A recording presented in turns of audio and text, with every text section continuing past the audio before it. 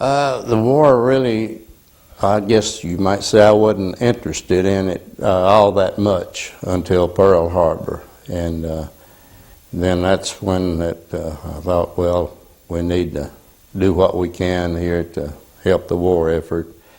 And when I turned 18, well, I had to sign up for the draft. And I was thinking about re-enlisting, but I had a good job working at the ordnance plant in Jacksonville, and I was making big money there, $1.26 an hour. I carried powder on the back line, and I thought, well, I'm gonna stay here and make a little bit of money and before I go in. And then when I was drafted, well, in the town of Cabot, population was probably 1,400. They had two night marshals or night policemen there at that time. That was the only police they had.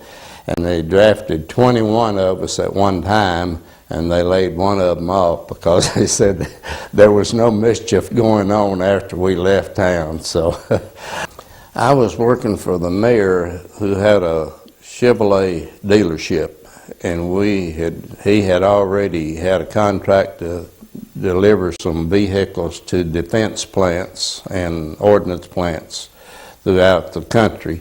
And we were coming back from Neosho, Missouri. We had taken some pickup trucks up there, and we were coming back, and we heard on the radio about Pearl Harbor. And we just couldn't believe that could happen to us, but it did, and that really stirred a lot of people up, and a lot of us youngsters decided that we needed to do our share to whatever it took to help with the war effort.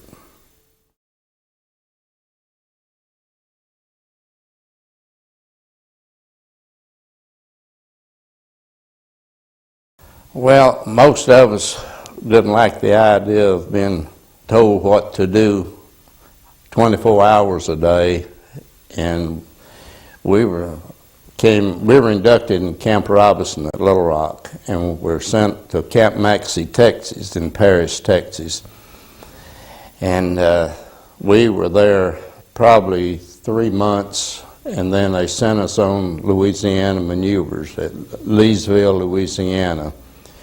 And we had a few men in the outfit from New York and that area, but most of us were from Arkansas, Texas, Oklahoma, and Louisiana.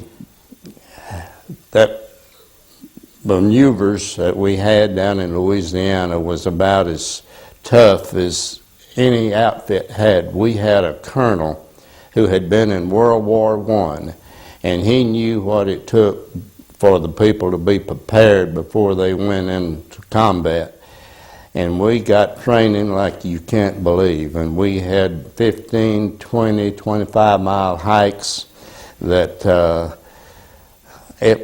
we couldn't see that was necessary, but he thought it was. And I guess we probably got more training than any outfit anywhere around. And it paid off, but we weren't smart enough to realize that we had to be in that kind of condition, or should be, when we went to war. And I guess we lost less troops than any organization our size that was in combat. But because of that colonel, I think it really paid off. He'd been there before, and he taught us what to expect.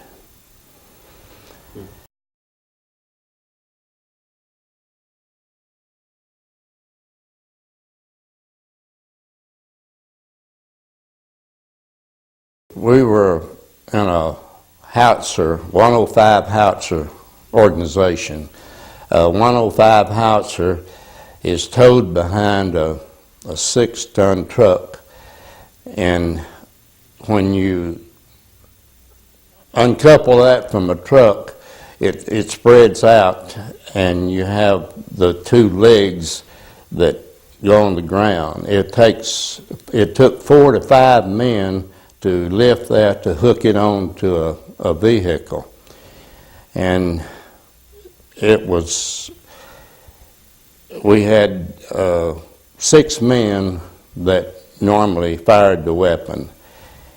And we had 10 charge of powder that you would put behind the shell to determine how far it was going to go.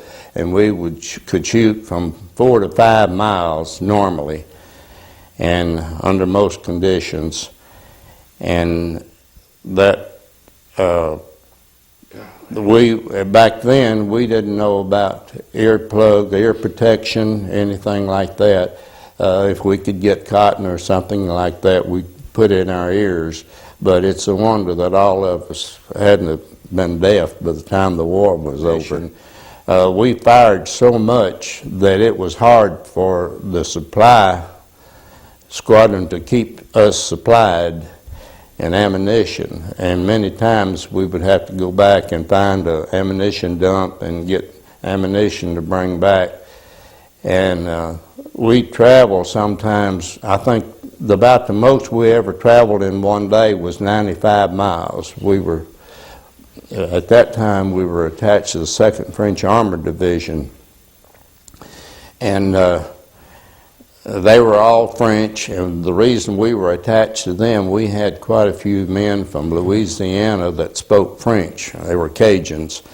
And we were attached to them for a short period of time, and then they said they didn't want anyone else. They wanted us back. Well, we were supporting them, and they said that they didn't want any other battalion of artillery. They wanted us, and they said that was the first automatic artillery group that they had ever seen.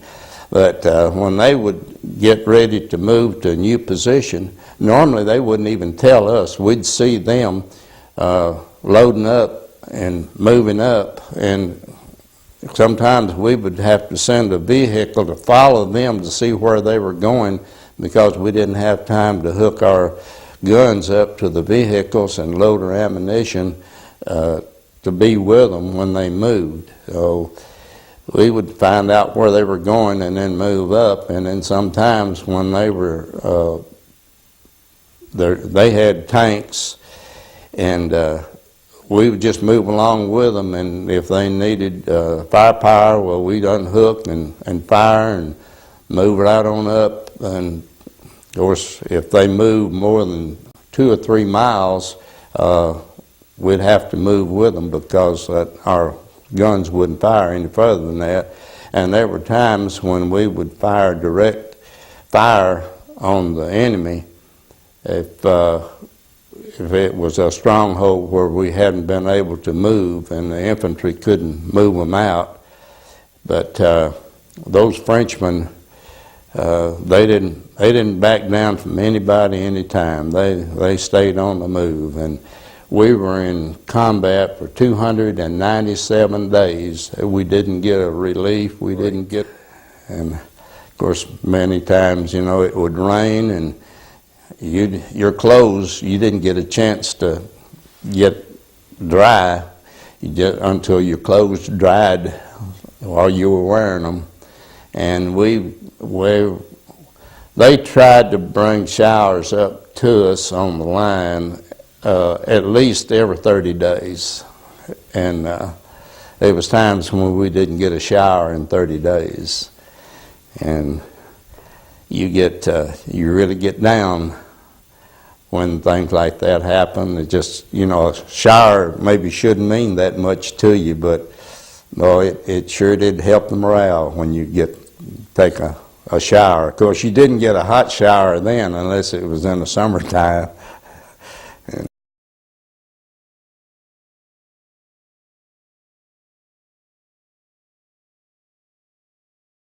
I know we were in a position, we were trying to dislodge the Germans and move up, and they were issuing C rations and K rations, and he came up and wanted something to eat. And so there was no civilians in that area. They had all moved out, and so we fed him some C rations, K rations, what we were eating, and he wouldn't leave. He wanted to stay with us.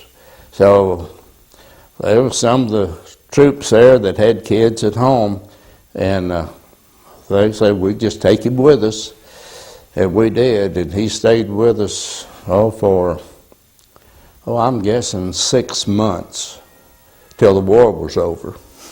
And of course, by that time, I'm thinking he was near 5, 6 years old. And he didn't know who his parents were. He didn't know where he'd been. We couldn't get any information out of him. And some way, somehow, one of the fellows managed to bring him back to the United States with him. And we did. Of course, when the war was over, we were all had a lot of points, and that's the way you got to come home. But they were holding us in Europe because they were, at that time, they thought they were going to send us to the South Pacific. And they said, well, we're not going to send you back to the States, because if we do, we'll lose a lot of you, and you won't, you'll go AWOL, and you're just not going to go to the South Pacific. And I never did find out which one took this child home with them, but we think it was a boy out of New Jersey that was in our outfit. And he hadn't been in the outfit but about a year, and no one had his home address, so we never did find out for sure, but we're pretty sure that he brought the kid back. What did the kid do during battle situations? Try to keep him back behind the lines as much as possible. He just roamed around, and well, of course, everybody looked after him, and we tried to protect him every way that we could. But he thought he was one of us after a little while. And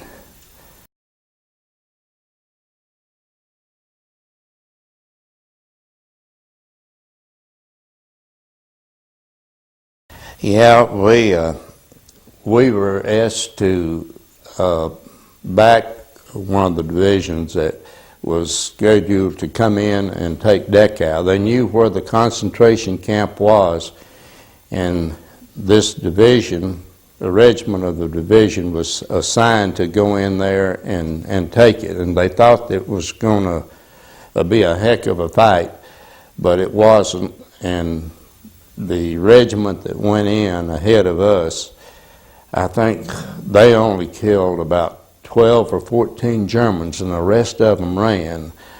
And of course, the ones who were able, most of the ones that the prisoners that they had there, most of them weren't physically able to do any more than walk around, and some of them weren't able to do that. And they had trains, box cars there, had bodies in it where they had froze to death, starved to death on the train. That they, I suppose that when they got to Dachau, to the concentration camp, they weren't physically able to get off of the train, and many of them were dead, I imagine, at that time. And when we got there, it was in the winter, and of course it was snow 3 or 4 inches in those box cars, and as you could tell by some of the pictures. And I managed to take some pictures. Well, about everyone in our outfit took pictures, but about a week later, there was a man came by. He was a civilian, and I don't know if he was with a news service or what, but he wanted all of our film, and he was going to have it developed and send us the pictures back. And everyone, well, we all gave him our pictures, except I didn't give him the ones that was in my camera. I didn't think about that. And I managed to get those home. And But they tried to get every picture that was taken of that concentration camp. Why, we don't know. But I was one of the few that got away with some pictures. They had people there, they had taken them, we saw where they'd take them in, and they would tell them they were going to give them a shower. And it looked like a shower room, but they would put poison gas in there and poison them. And they would take their clothes off, and they had a pile of clothes that was, well, I don't think that you could roll a coat up and throw it to the top of those piles that they had. They just had garment after garment that they'd thrown on these stacks. Just, I don't know why they didn't burn them or something, but of course most of them were ragged and wore out, that they'd taken off these DP people. But it was a sight that you couldn't believe the way they had killed those people and treated them and mistreated them. And there was a few of the guards that they got hold of, and they killed a few of the guards. And I know I didn't try to stop them. We had no idea that that's what was going on there. I couldn't imagine people being treated like they were there, and that they were killing them and abusing them, raping the women, and it just beyond what you couldn't even think that anyone would treat people like they were being treated, and just kill them for no reason. What food we had, we gave it to them, and of course some of them were starving to death, and I didn't run on to. I found one there that spoke English, and you couldn't. That's the only one we could carry on a conversation with, and not speaking German or Polish or the other language that those people spoke. Of course, I think if we had known, if we had seen that before we went in, I don't think any of those Germans would have been able to escape. I think we would have surrounded. We did not surround the camp. We came up on the front entrance, and of course, we don't know how many was there, but a lot of them escaped out the back way. And of course, we weren't. After we saw what was happening there, what we were trying to do was help the people that were there, instead of we figured we'd get the others sooner or later, the guards that was there. That was one of the most horrible sights that I've ever seen.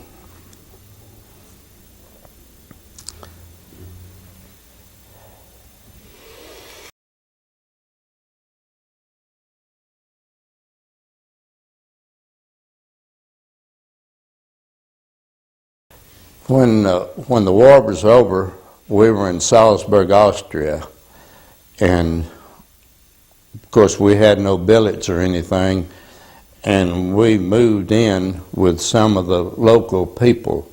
If they had room, we would maybe take one bedroom, and there would be maybe 4 or 5 of us sleeping in their bedroom, and if they had more than that, well, the people there in Austria was so helpful. They wanted to do everything they could to help us. But after they divided us up, the ones who were married and had families, and we all had about the same points to come home, well, they let the ones that had the families, they let them go first from our organization. And the ones that were single, and they sent quite a few of us to Czechoslovakia, and they had a depot there, and they didn't have any military people to work. And we were, if they had a vehicle that was good, with the exception of the motor burn up in it, something like that, we would, they asked or told us to replace the motors in all these vehicles. We had one mechanic in the bunch, and we managed to put motors in enough of the vehicles where we'd have our own transportation, and we were there like 2 months, and then we run out of motors to put in the vehicles, so we really didn't have anything to do. The war was over, and we waited till we could, they'd send us down to catch a ship to come home. Where did you come in?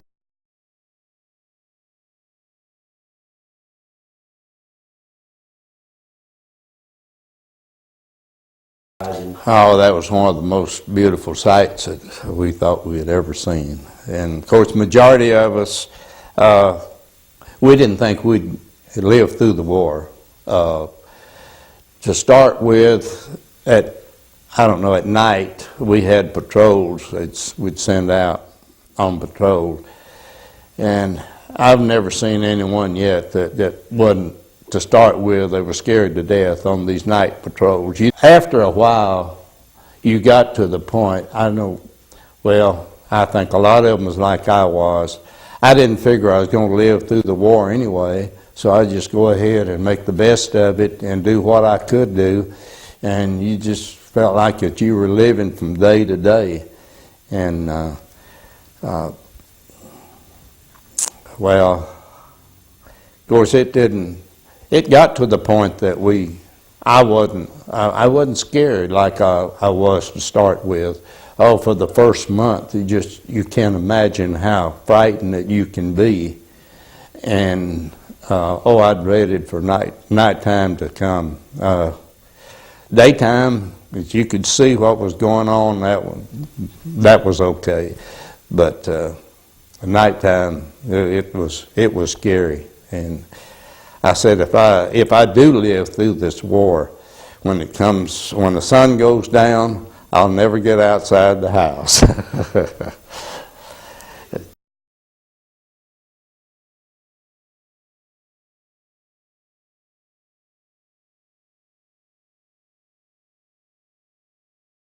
Yeah, there's always more, but of course a lot of this stuff I've tried to forget, and I have forgotten, but I'll say a lot of that stuff bothers me more now than it did when it happened. Looking back at it all. Yeah. I know we captured 26 Germans on Thanksgiving Day of 1944, and we couldn't take them back to the POW camp, and we turned them over to the French, and they got no more than got out of sight till we heard machine guns. And of course, then we went down there to see what happened, and they had killed every one of these Germans. And we had already taken their guns away from them. And they more or less wanted to give up. They wanted to quit fighting.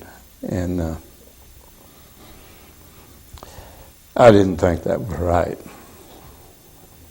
But of course, they saw a lot of things that we didn't see, too. And they'd put up with the German occupation.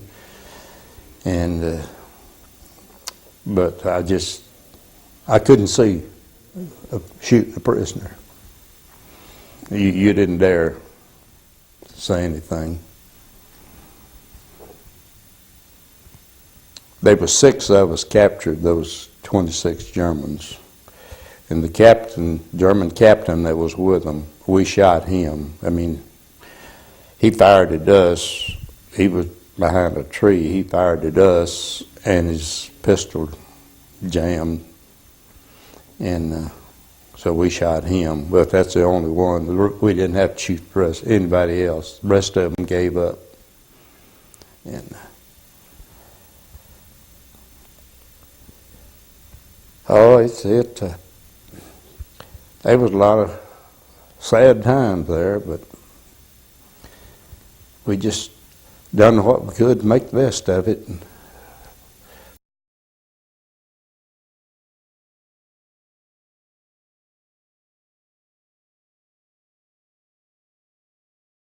I'm a child of the Depression. Never remember being hungry. I remember wearing patched clothes, and we, of course, lived on a farm and grew all of the basic staple foods, had our own milk supply, milk, butter, raised pork, and all of the garden vegetables and whatnot for our food. But money for clothes was a different thing. My mother sat at night before the fireplace with her basket of clothes that needed patches, and we wore lots of patched clothes. That deprivation extended, Lord, into my teens, late teens, even after I came back from the military. We were issued khaki pants, enlisted men, and they didn't have pockets, back pockets on their khaki pants for enlisted men. So I brought mine all home. A lot of the guys just chunked them and threw them away when we were discharged, and I brought mine home and picked up 2 or 3 pair that they were throwing away that would fit me, and Mama tore the 1 or 2 pairs apart and sewed patch pockets on, and I went through 4 years of college wearing Marine Corps khaki with sewed on patch pockets that Mama fixed.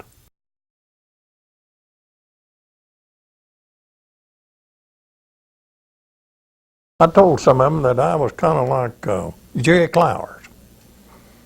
Jerry Clowers, you know, said the first college football game he ever saw, he played in it.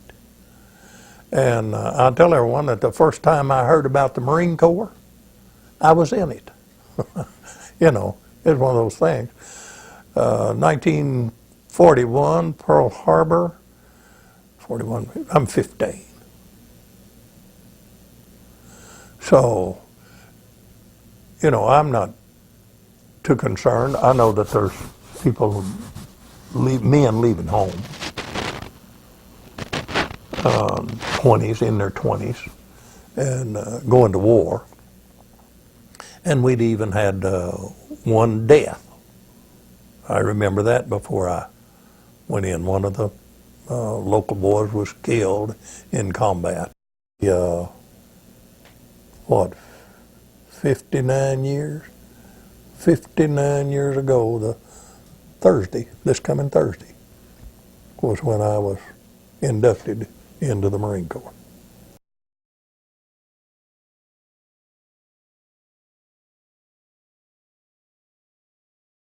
I never was seasick, which was a blessing, because there were some of the guys that they could walk on a ship in the port, tied up in port.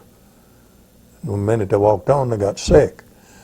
But I know that we took our helmet, the old steel part of the helmet, and everyone carried that around their, draped on their arm in case they got sick.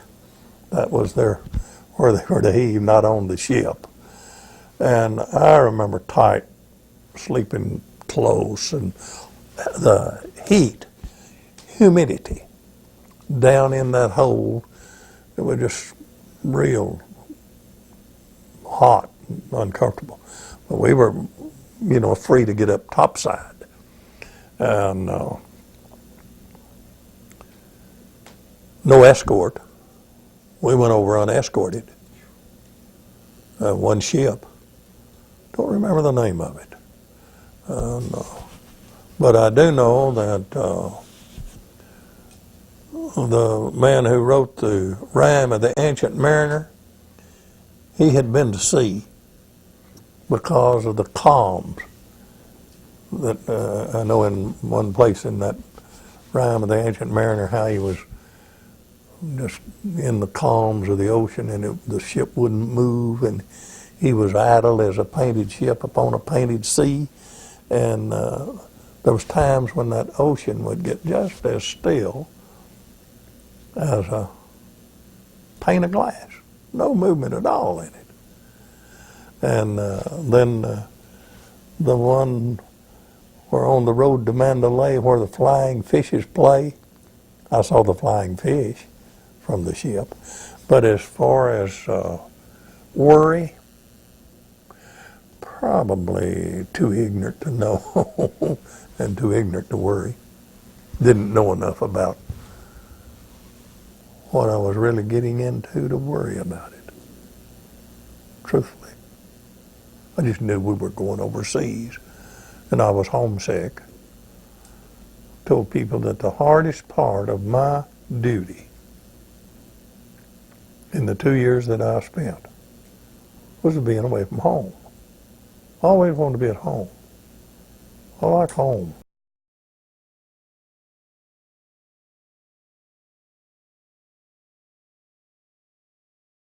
Watching an island appear from a ship or watch it disappear. Watch it rise from the ocean and set in the ocean like the sun. It was one of the things that struck me. As you approached the island, the first thing you'd see would be the very top of the tree.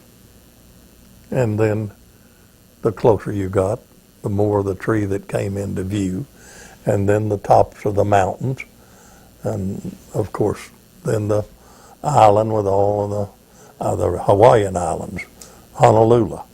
Beautiful scene. And then as you leave the island, to watch it set and sink into the ocean was kind of fascinating to me. And then we came home on an aircraft carrier, and one of the ways that we whiled away our time was to lay on the flight deck and gaze at the cloud formations and pick out animals and, you know, things that we thought it looked like.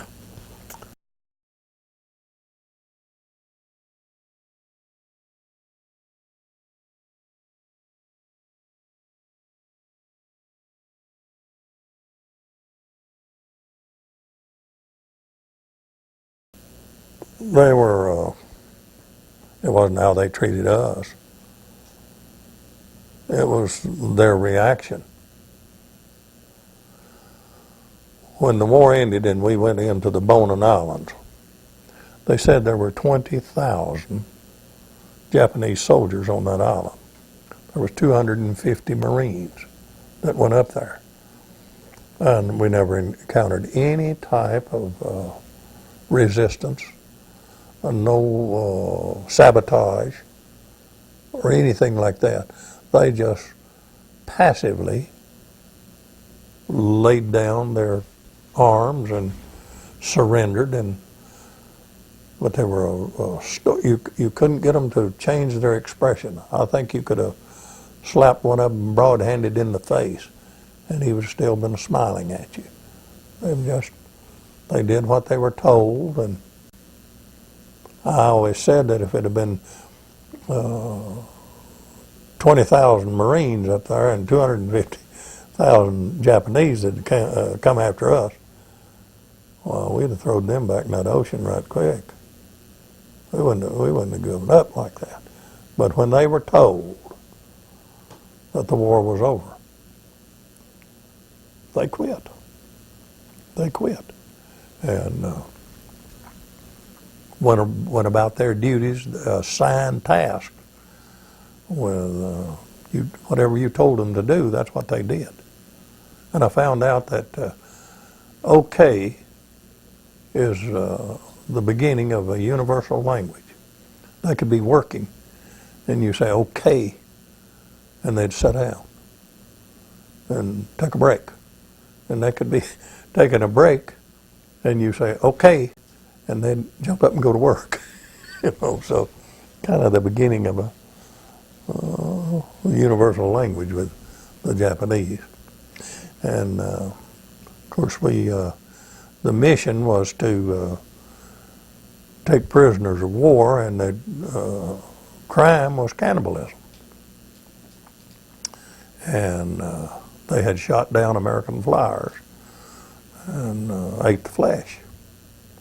And we did that, brought them back to Guam, and they were tried for the crime of cannibalism and hanged. I didn't know their disposition for 50 years. Didn't know what happened. And saw President Bush's biography on television, and he was shot down over there, and he said that they tried them for cannibalism and hanged them. I cut the old Jap general's hair, took a pair of clippers and clipped his head, and made me think when I saw Saddam Hussein on TV where they'd captured him, and the guy picking through his hair hunting lice. I took a pair of electric clippers and clipped the old Jap general, clipped his hair, clipped it all off. Stood guard on him.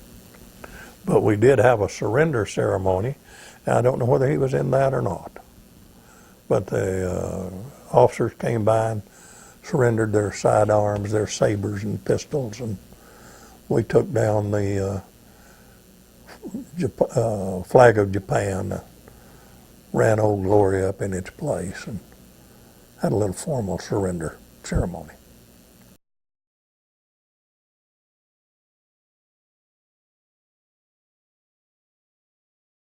When they put a uniform on you and hand you a rifle, start teaching you to be a killer. All the drills that you put you through and all of the training. We spent 9 months in training on the island of Guam in preparation for the invasion of Japan. And if they hadn't have dropped that atomic bomb when they did, I wouldn't be sitting here talking to you today. I'd be underneath one of those little old crosses, probably over on a beach somewhere in Japan, because we were there. We were headed there. And I have a friend who was in the invasion of Saipan and Tinian there in the Mariana Islands. And he had come home. And he told me that he was at Camp Pendleton, California, when they dropped the atomic bomb, and they were loading ships then headed for Japan to invade the island, and they were loading in accordance to seniority. The Marines who had never served overseas were loaded in the first wave, and those who had the next least amount of service were in the second wave, and then those with a lot of overseas experience were in the third wave. And he said they'd already loaded 1 and 2, and he was in the third wave, and they was getting ready to load him to go to Japan when they dropped the bomb. And we were on Guam, and we had already broken camp and living out of our sea bags and getting ready to board a ship. Interesting experience when we came back from the Bonin Islands to Guam. We came on an LST. And when we were preparing to leave, there were horses. The Japanese had horses and dogs and hogs, maybe some goats, I don't know. But they petitioned off the tank deck of the LST, and put those animals down in that tank deck. And we brought them back to Guam, to a farm there on Guam. And it took us 4 days to make the trip up and 14 to come back. We rode out a tropical storm, lost one of the old horses, died, and we had a barrel at sea with a horse. And when we landed at Apra Harbor on Guam, they wrote an article in a little Navy newspaper there, said Noah's Ark landed at Apra Harbor today. And the manifest says that I received Noah's Ark, passengers of Noah's Ark. And when we embarked, and I don't know whether it has a landing date or not, you know, but we were referred to as the Noah's Ark contingent of Marines that came back from the Bonans. Kind of interesting.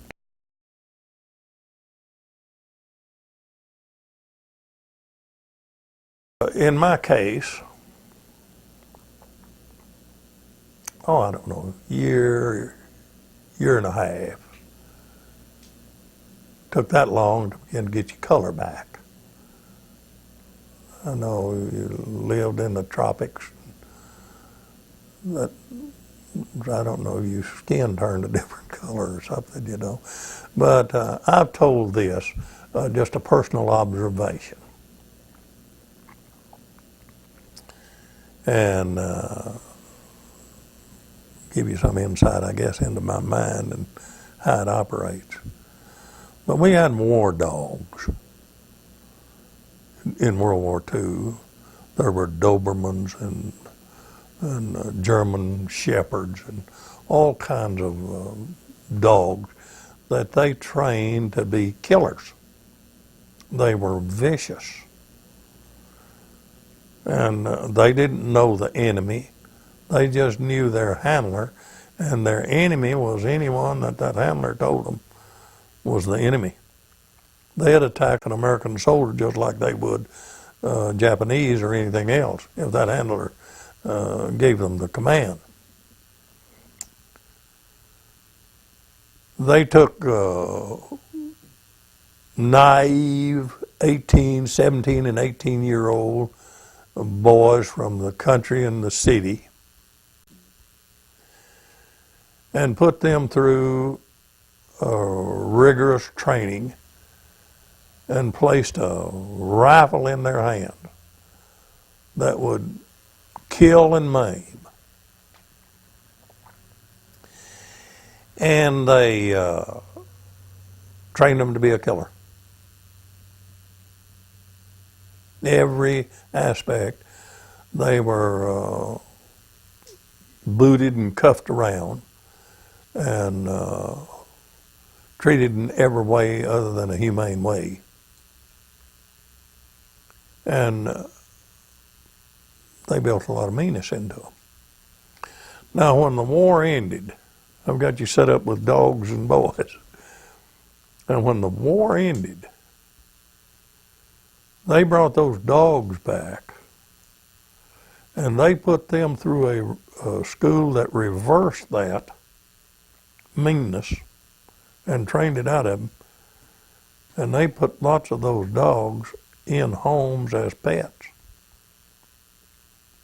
I've read that. I don't know of one. But I read that's what they did to them. They didn't take them out and destroy them. They didn't let them live out their life in a cage in old age. Kill them. They retrained them. And they brought these 18, 19-year-old boys who'd grown up to be 20, 21-year-old. They're just as mean as that dog. And they turned him loose on the streets of America and just turned him out and let him find his own way and do his own thing. So there was a period of time, and I don't know that a man ever totally gets back. I don't know. You can't say what you'd have been if you'd have never had that experience, you see. So there's no way to tell what impact it had on your life. I know in mine that there was always, I've told people it's kind of like keeping your thumb on a cork in a tub of water. As long as you hold that thumb on that cork, you can hold it on the bottom of that tub of water. But you release that thumb, and that cork will bob to the top of the water. So what I'm saying is a man could consciously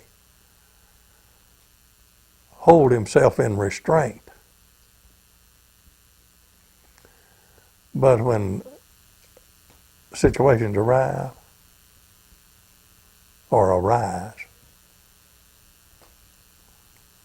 I think that some of that training still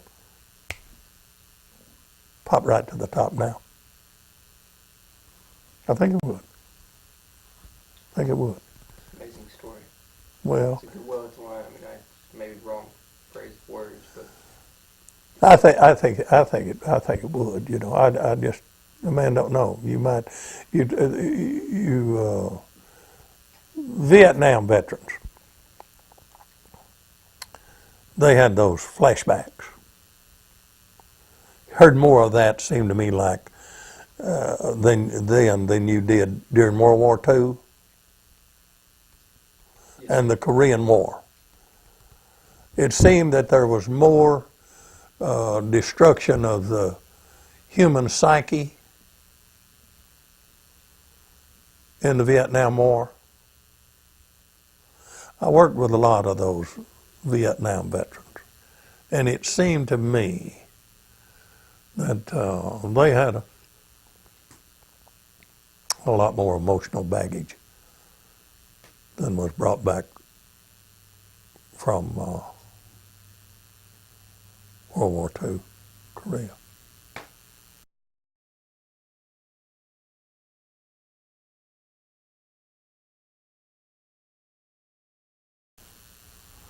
I don't know what we've got going on right now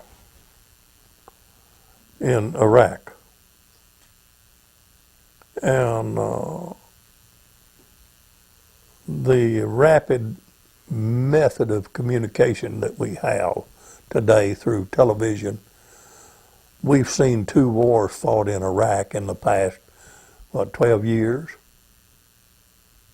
They were television.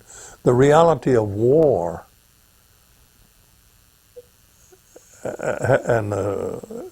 has been done a disservice by TV. A lot of young people today grow up, might, and their concept of war is what they saw on TV. And that's not anything at all what war is. You know, and, freedom,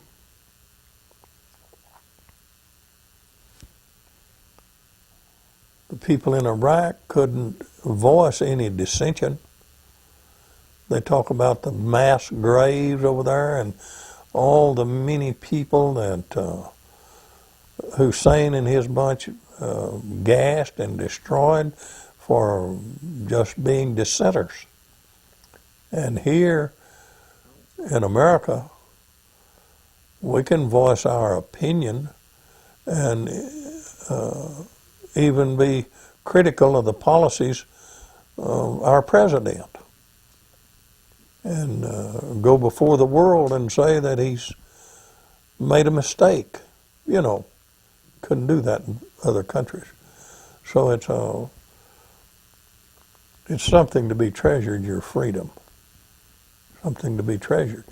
The right even to religious freedom, to worship a God of your choosing is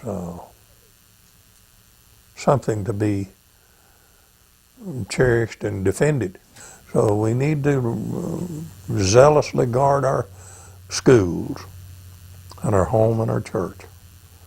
And those are freedoms that we're fortunate to have.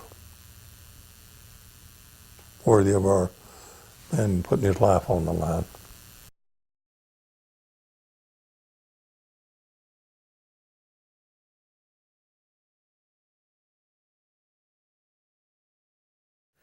And I didn't think a whole lot of it, to tell the truth about it. And it went on, and then I said, you know, I'm going to have to go in service.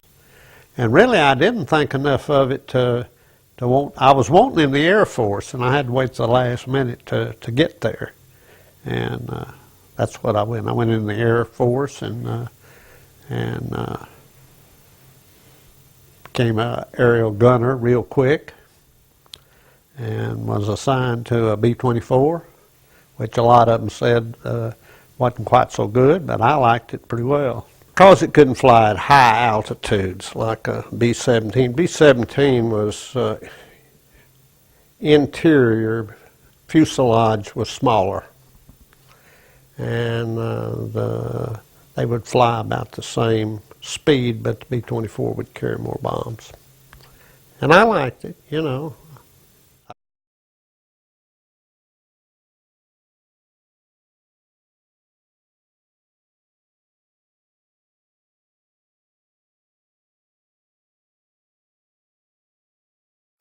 On the last mission, only 2 of us survived. On the prior mission, we got shot up and ditched in a fighter field, which tore the bomber all to pieces. It went right on through the bomber. And then we went back, we got a piece of an airplane that wasn't very good. The rest of them didn't. That was a spare. And I'd almost have to draw you a picture of the formation. We were in the center of behind the lead plane back, and it had you had to add power, cut power back, and on like that. And we got I don't know what it was. I think it was a shell that hit the right wing and shot it off, and then we fell from formation quick and started spinning in. You couldn't control the plane, and I bailed out.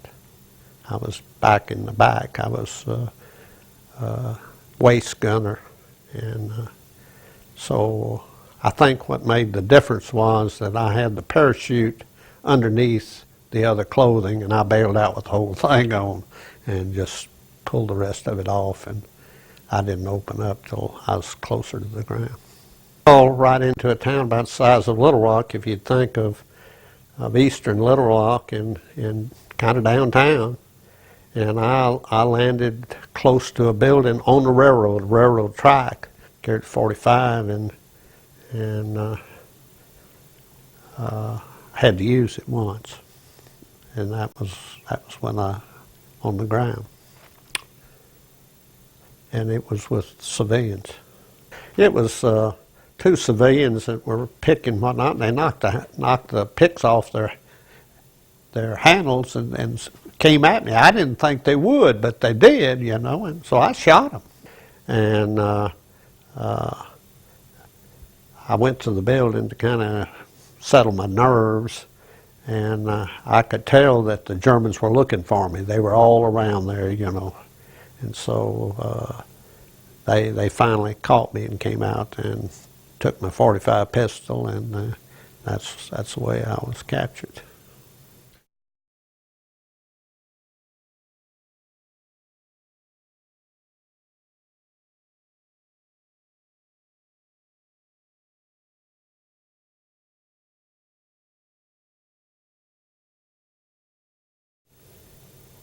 The biggest part of what you had to put up with is to be in a prison, and then you leave the prison whenever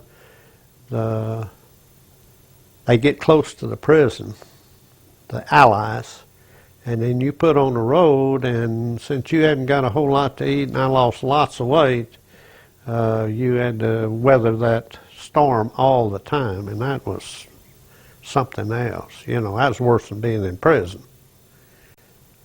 And that's what I did.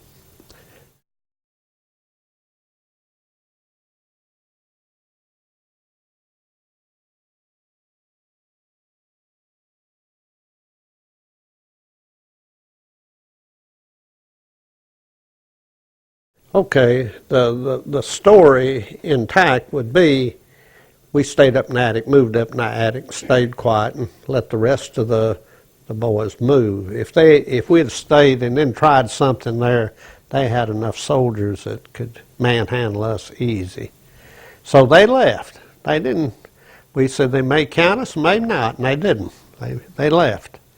And after they left, well, we came down, and the wife of the guy that was out there looking for eggs, and she was scared to death when she saw us. And she called her husband, and he came out and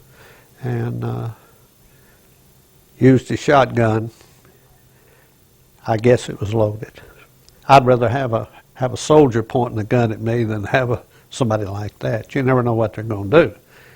And so after they had been there and the soldiers came and picked us up, well, we left with ease with them. We went on down the road, and as we were down the road, that's where I took the rifle off of one, and the guy had him around the neck. He had it up on, and another guy had the pistol. And so we went from there and went to the German front lines. And when the other soldiers came by us, well, we put the guns in their mouth and took them off safety and told them, you do whatever you want to. We're going to pull the trigger if you do. So that's the way we did it. We stayed off the road. We followed the road but stayed off of it. It was kind of this country in here, kind of like this. Maybe not quite as settled, but kind of like this. We just walk along. There's a lot of people walking the roads. And you need to stay natural. You don't want to make out like you're slipping. You just walk natural. And we had we had different kind of clothes on, And when we got up very close to that, we had to go very easy. And so we just decided to get off of the side of the road and the trees and had the guys lay down, and we put the gun barrels in their mouth and took them off of safety and told them if they was going first before we. And so they kept their mouths shut. They could have hollered and we'd have killed them. There's no doubt about that. They knew that. And so they all of those troops went by us. And when they got by us, we started for the lines. We got to the American lines. When we got close to the American lines, the Americans hollered halt, and we started, hey, we're Americans, don't shoot. They didn't quite understand that, but they took us all in, and then they finally found out we were Americans.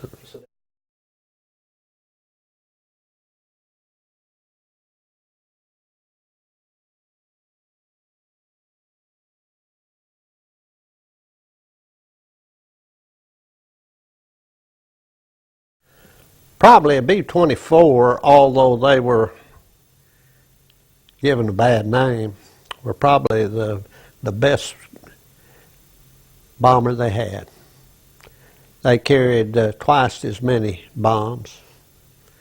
They had targets that were, and the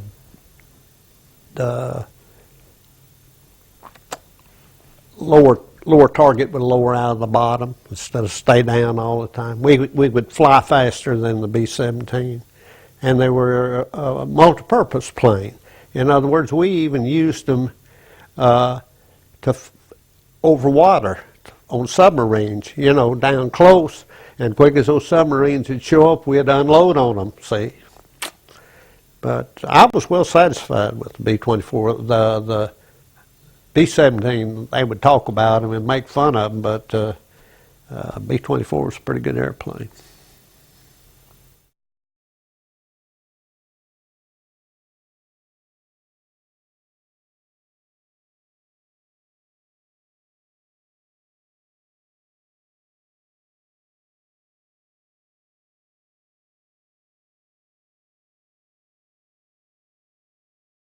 When I went overseas,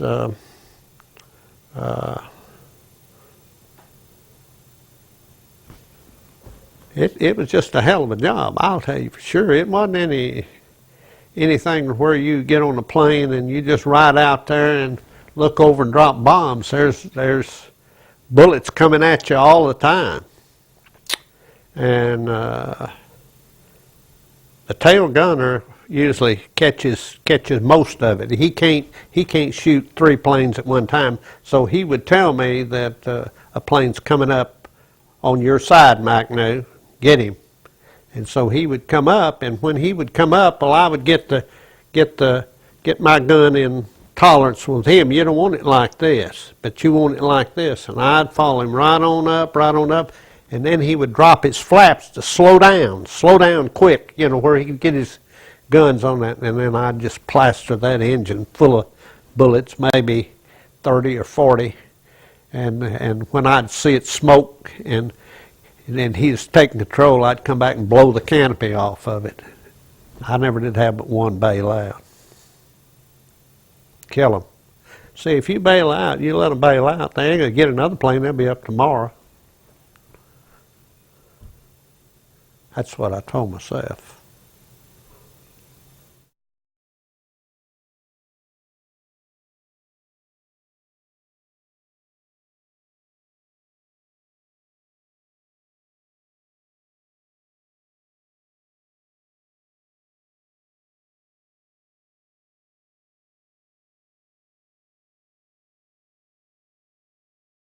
When I came home, we came home from New York Harbor and caught a train, and the train took us all the way back to, went through Little Rock, but they wouldn't let us off. We were trying to get off at Little Rock. They said, you stay on here. They'd make you stay on, you know. And we went up there, and then when we got up at Fort Smith, well, that's where they turned us loose. What did they do? I didn't know whether my parents were home or not. I got a ride up there down to the store and walked back down, and I just said, well, I hope they still live here. But you know, you're pretty happy when you get rid of that.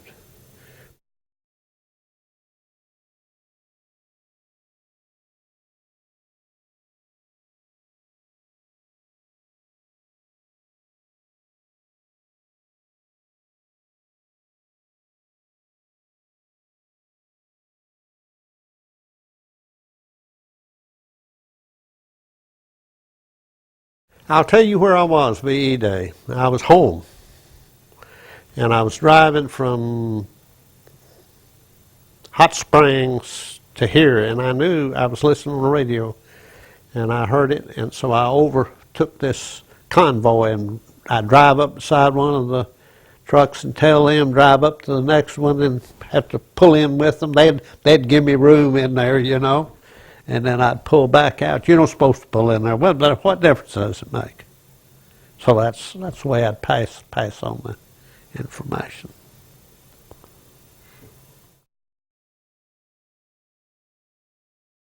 My name is Monroe Kelly. I was born in Conway, Arkansas, January the 1922. My mother's name was Georgie Kelly, and my father was named Dudley Kelly. I had 2 sisters. and 2 brothers, which are all deceased. I'm the only living survivor. Well, I was going to school, and I remember I had a job. I was making $6 a week. I was working for the Log Cabin Democrat. And the publisher, old man Frank Robbins, he was Frank Robbins the third. He was a good old man. Well, first I started working for his mama, his mother.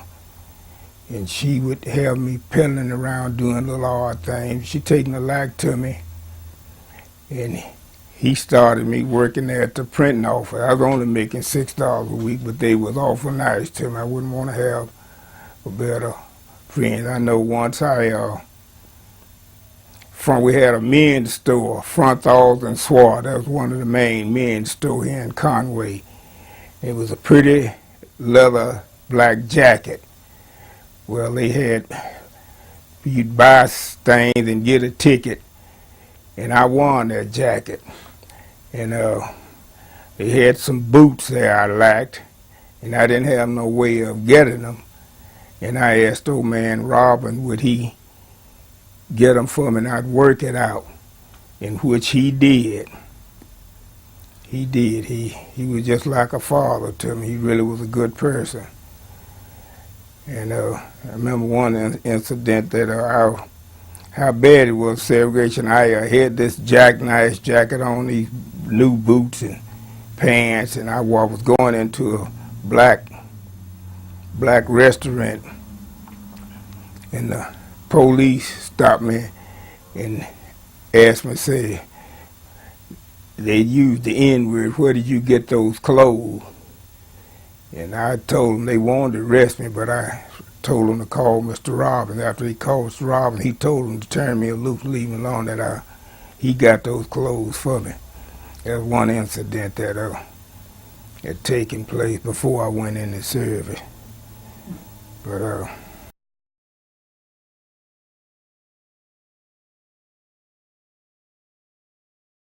I had a friend, his name was Jack Rogers.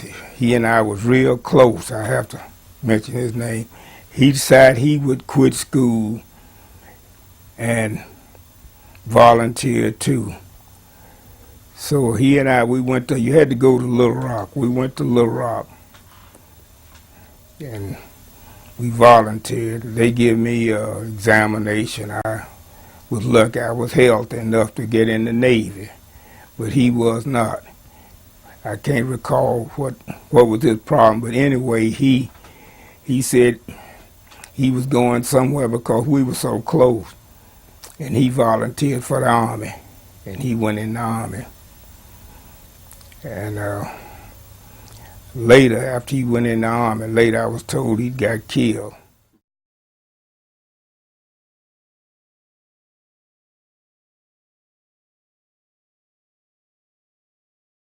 Pearl Harbor happened in December the 7th, 1941. I went in May of 41. I believe it was May of 1941. We had my basic training at Norfolk, Virginia. And after I had my training at Norfolk, Virginia, I think there was about it was 6 weeks, I believe. 6 weeks. And I finished my basic training. At that time, German and America and Italy was on kind of bad relation. The diplomats of German, Italy diplomat, they was ordered back to their country. And so during the time, America had 2 British luxury liners, the Queen Mary and the Queen Elizabeth. They were some huge liners, largest ship at that time in the world, these luxury liners. But America had released them from Britain. And they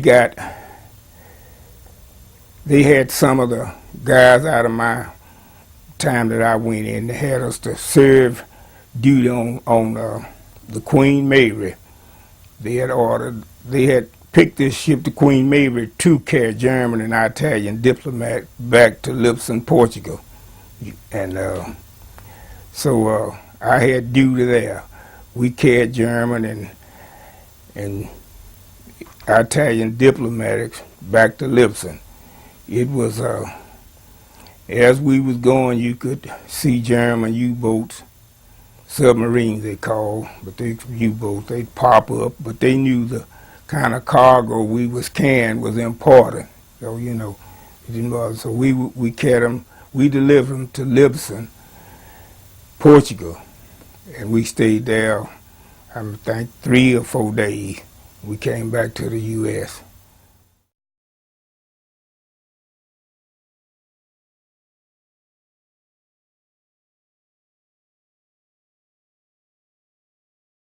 Well, during the wartime, we was assigned to different ships in World War II. I was the Navy. I was assigned, the first ship that I was assigned to was the USS Texas. It was a battleship. And the first comeback that I saw, United States, we invaded North Africa. That was the first invasion what the United States done of doing World War II in North Africa. Get over there around Casablanca. And we battleships, what they do like cruisers, they got to, I think the Texas had, I don't know if they had 14 of, I believe they had 16-inch guns. And we just bombard the shoreline. We'd bombard the shoreline and everything. But we never, got off nothing. We just do bombardment. But we had ships that had troops on that, went ashore and invaded North Africa.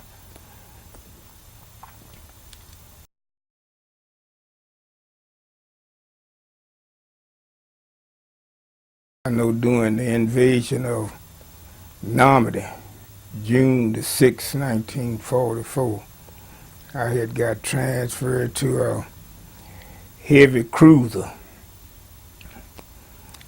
And it was the flagship. Our admiral was Admiral Kirk. He was a high-ranking official. And the ship was named, it was a USS Augusta, named after the city of Augusta, Georgia. That's what all cruisers are named after. But now this was during D-Day. Well, I can say this, it was hell. It was hell.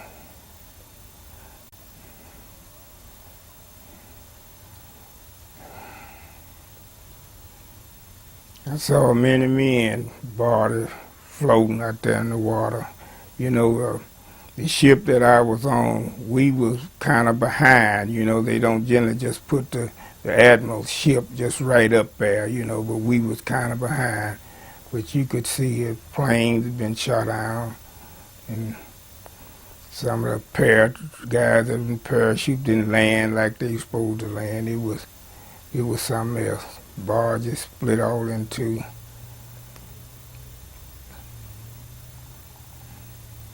But I'm blessed.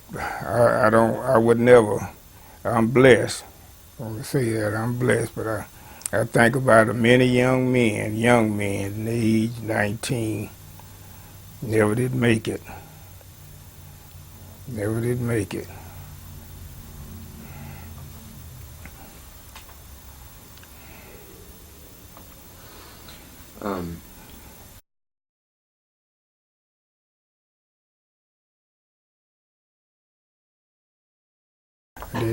It was rough. It was rough. I came home on a short trip. Rode the bus and I got there at Little Rock. Bus road put me off at Little Rock. I had to catch a bus back to coming to Conway. But one of the most disturbing things that I saw after, being through what I've been through, I saw 2 policemen beat a black soldier. Just beat him. It's pitiful. And I couldn't hear. I just cried. That's all I could do.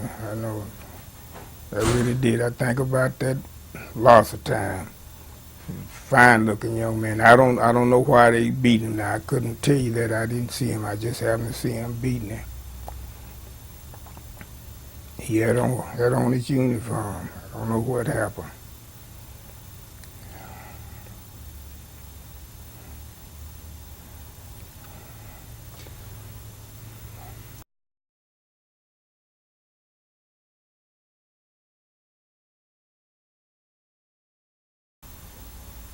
And I like this country. I've been lots of places in my lifetime. You won't find a better place to live than America. But we have a lot of problems here that, need to be solved. It's a great country to live in. And it's good people. There's some good people in this country. I know that I've been to many places. And I've met a lot of people. But we have problems here need to be fixed. I don't know if they'll ever get fixed, but maybe someday they will, I hope.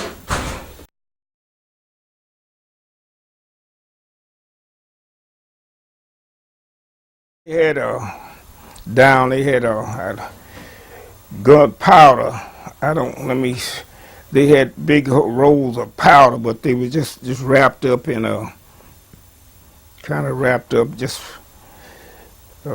something in that category. Let me describe something. About large as that thing along the top of that flower pot there. You can see the top of that, about that long. They would put about 4 or 5 of them in to shoot this shell. The shell was a steel ball that had explosion end on it. And when they would fire it would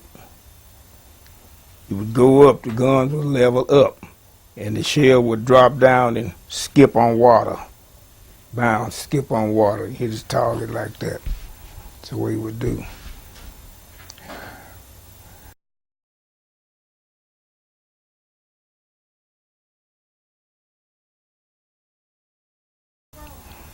This was in Torquay, England. I never did mention England about you. Mm-hmm. Go ahead. It's a place called Torquay, it's a little city, Torquay, England. And it was a naval base there. We was stationed there temporarily for further assignments. I believe that was right after the invasion of D-Day. I'm trying to think and make sure I'm right. But anyway, I had duty. It was Lieutenant J.G. and I was on duty that night. You have, watch duty, we was on duty. Mm-hmm. And I believe it was the next day, Scotland Yard detectives, like we have FBI, you got Scotland Yard. It was a young white whack. She was in the service, I believe it was whack. And they had told us, all the black sailors line up, that this girl had been raped or something. I wasn't, afraid, because I knew that I wasn't out on liberty, period. I knew that, But they put me in the line, and after they walking down the line, they had us rolled up. And this whack, she stopped and looked at me and said, "He's the one." Said that I was the one. It didn't bother me too much, because I knew that I wasn't out on liberty, like that. But if I had went on liberty that night, I might have been dead now. But anyway, the lieutenant that was on watch with me, he was absent at the time. He was gone somewhere, but when he got back, he got things straightened out. So, Kelly was on duty with me, so he couldn't have done that. And the girl, she just broke down and went to crying. Said, you accused this man here of raping you, said you could cause him to be hung. Said, this man was right here on duty with me. How could he do it? That happened in Torquay, England. I don't know how to say this. As I say that, I'm going to say it this way. This is a great country, it's a good country.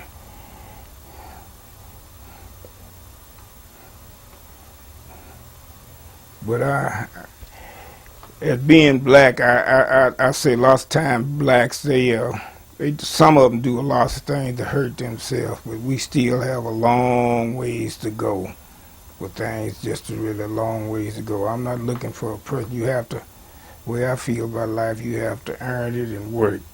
You want to be a good citizen, but it's being black. I'm living it and been in it. We have a long ways to go. Real long ways to go. I've seen some horrible things in my lifetime being a young black, but I don't hold no malice against no one. Some of my best friends are white. I love them. Young bucks over there. It ain't your fault. Ain't none of them. I don't believe in that. Holding malice. But just we have